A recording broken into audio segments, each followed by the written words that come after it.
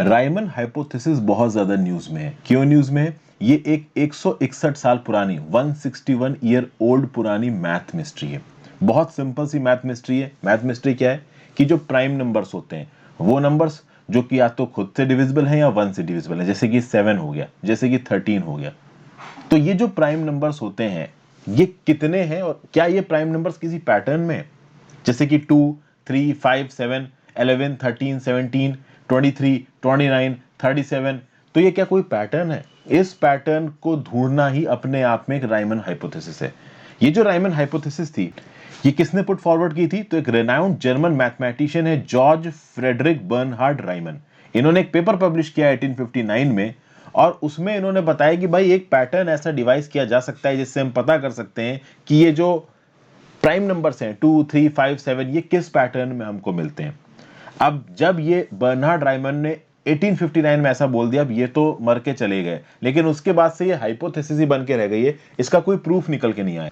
और ये problem important तब हो गई जब 2000 में क्ले मैथमेटिक्स इंस्टीट्यूट जो कि ऑक्सफोर्ड इंग्लैंड में है उसने बोला कि ये जो भी रायमन हाइपोथेसिस को सॉल्व कर देगा उसको हम $1 मिलियन का इनाम देंगे। ये एक मिलेनियम प्रॉब्लम है, यानी सदियों में आने वाली ऐसी एक प्रॉब्लम है, तो इसको जो सॉल्व करेगा उसको $1 मिलियन का इनाम मिला जाएगा।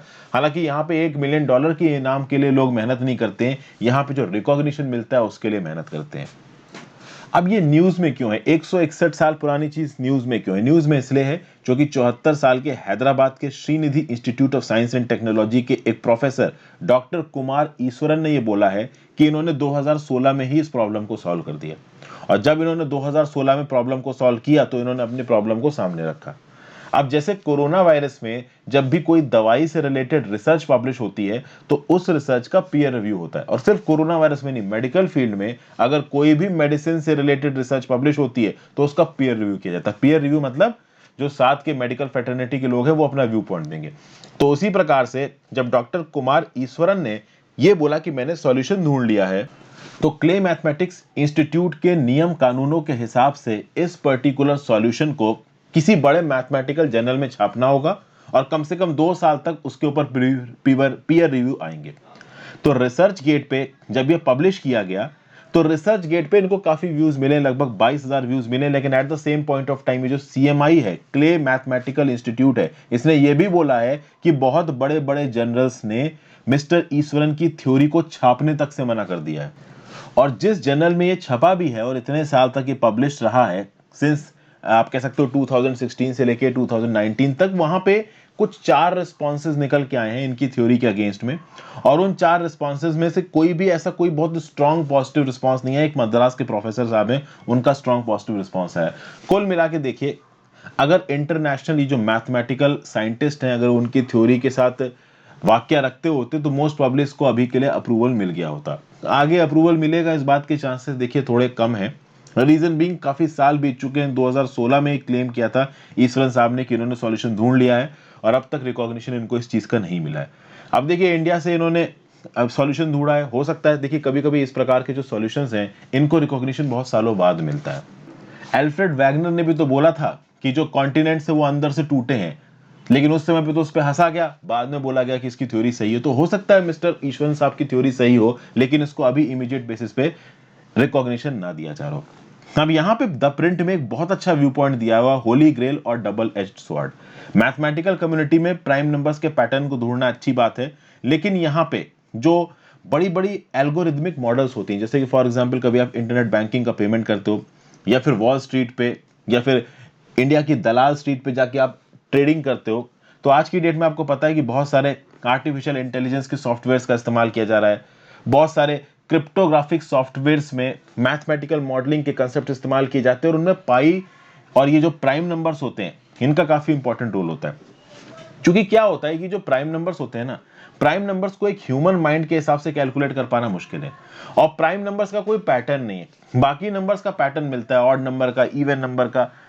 कोई भी अगर आप कॉम्प्लेक्स मैथमेटिकल फंक्शन बना दो तो पैटर्न बन जाएगा, क्योंकि कॉम्प्लेक्स मैथमेटिकल फैशन का एक फॉर्मूला होता है और प्राइम नंबर का कोई फॉर्मूला नहीं है, इसीलिए प्राइम नंबर कोडिंग में काम आते हैं।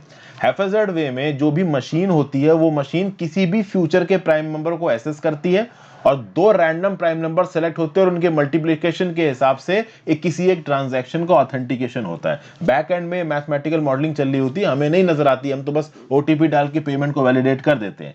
लेकिन अगर हैकर्स को ये पता चल जाता है कि प्राइम नंबर्स को प्रेडिक्ट करने का एक्चुअली में एग्जैक्ट फॉर्मूला क्या है, तो ओवरऑल ये जो मैथमेटिकल आप कह सकते हो कि एक सर्वेलेंस मैथमेटिकल एक जो रिस्ट्रिक्शन लेयर लगा रखी है हमारे कोडर्स ने, कि जब भी हम इंटरनेट बैंकिंग का ओटीपी आता है उसको मैच कराते हैं, तो उसके बैक एंड में जो कोडिंग होती है वो कोडिंग बहुत हद तक प्राइम नंबर्स पे डिपेंड करती है। और वो प्राइम नंबर्स ऑथेंटिक इसलिए माने जाते हैं, रीजन में कि हैकर्स के पास कोई एक फॉर्मूला नहीं है जिससे वो प्राइम नंबर्स, खासकर बड़े प्राइम नंबर्स को एसेस कर सके। अभी कोई 2 लाख समथिंग करके अगर कोई प्राइम नंबर होगा तो उसको एक मशीन ही एसेस कर सकती है, और रियल टाइम में उसको एसेस करना बहुत मुश्किल हो जाता है। रियल टाइम में जो ट्रांजैक्शन होती है वो कुछ सेकंड्स में एग्जीक्यूट हो जाती है। तो आपने पेमेंट किया जोमेटो पे खाना मंगवाने के लिए, जैसे आपके पास ओटीपी है आपने ओटीपी डाल दी, उतने समय के अंदर किसी पर्टिकुलर हैकर को बैक एंड से प्राइम नंबर का कॉम्बिनेशन पकड़ना पड़ेगा आपके ट्रांजैक्शन को हैक करने के लिए, या इस किसी भी प्रकार के इस ट्रांजैक्शन को हैक करने के लिए। इसीलिए फॉर्मूला डेंजरस हो सकता है अगर सच निकल के बाहर आ जाता है तो डॉक्टर कुमार ईश्वरन का नाम रखिएगा, नाम याद रखिएगा, और सबसे ज्यादा आप इस पर्टिकुलर थ्योरम को याद रखिएगा, Riemann hypothesis. It is an important theorem. The print का ये आर्टिकल है, इस आर्टिकल का लिंक मैं नीचे डिस्क्रिप्शन बॉक्स में छोड़ दूंगा, आप चाह के इस आर्टिकल को पढ़ भी सकते हो। और यहाँ पे डॉक्टर कुमार ईश्वरन का नाम याद रखिएगा, इस हाइपोथेसिस का नाम याद रखिएगा, प्राइम नंबर्स के पैटर्न को ढूंढती है, इस बात को याद रखिएगा। वन लाइनर्स में कहीं ना कहीं पूछा जा सकता है, यूपीएससी प्रीलिम्स में भी पूछा जा सकता है।